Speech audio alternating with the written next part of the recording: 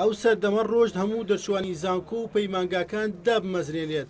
ئەما وتەی سەرۆکی حکوومەتی هەرێم بوو کە لە یەکەم ڕۆژی دەستپێکردنی تاقیکردنەوەی بە کەلۆری پۆلی 12 ئامادەیەکاندا لە کۆنفرانسێکی ڕۆژنامەنووسیدا ڕایگەیاند.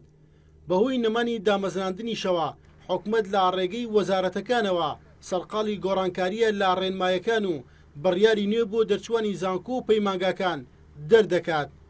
وەزارەتی تەندروستی هەرێم لە یەکەم هەنگاویدا بڕیاریدا ڕێنماییکردنەوەی تاقیەکان بگۆڕێت با پێی ڕێنمایی نوێ هەر کەسێک لە دوای تەواوکردنی زانکۆ 2 ساڵ کار بکات، ساڵێک بۆ بینینی خول و ساڵێک لە نەخۆشخانەکان خۆبەخشانە کاری کرد بێت ڕێگەی پێدەدرێ تاقیگە بکاتەوە.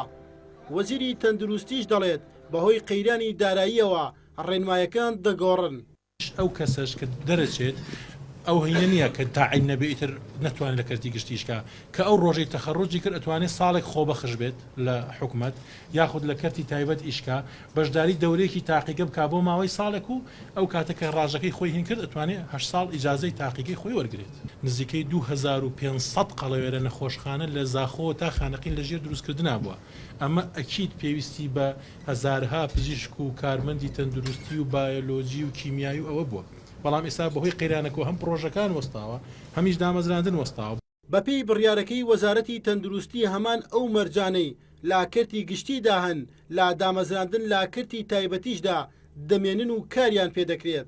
بەپێی ئەم بەڵگەنامەیەش بێت نابێت لا ئێستا بەدواوە دەرچوانی بەشی پزیشکی بایۆلۆجی و کیمیایی چاوەڕوانی دامەزراندن بن لە کەرتی حکومیدا، چونکە وەزارەت ڕێنمایەکانی گۆڕیوە تا بتوان خۆیان تاقیگە بکەنەوە و بڕیارەکەش لا یەکی مانگی ئابەوە خراوەتە بواری جێبەجێکردنەوە.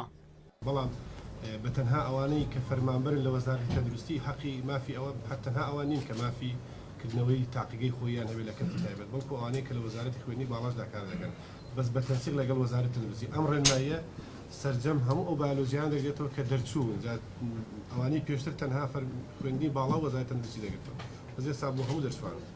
ئەندامێکی پەرلەمانی کوردستانیش دەڵێ لە دوای ساڵی 2023 حکوومەتی هەرێم زیاتر لە 1 ملیۆن هاوڵاتی کرد بە موچەخۆر و ئێستا بەهۆی زۆری ژماری موچەخۆرانەوە ناتوانێت دەرچوانی زانکۆ و پەیمانگاکان دابمەزرێنێ. ئەوەیش کاریگەری کردووەتە سەر خوێندکاران و مەیلی خوێندنیان لا کەم بۆتەوە چونکە ئومێدێکیان بەوە نەماوە کە کاریان دەست بکەوێت.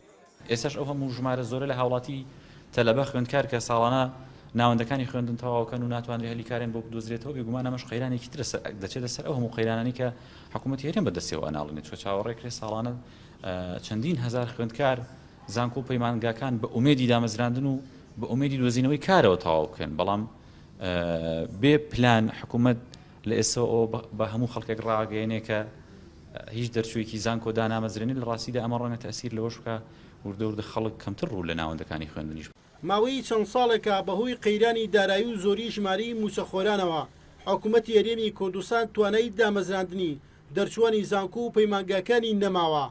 لە بەرامبەریشدا حکوومەتی هەرێم دەیەوێت کەرتی تایبەت پێش بخات و لەو ڕێەوە هەلی کار بۆ دەرچوانی زانکۆ و پەیمانگاکان بڕەخسێنێت.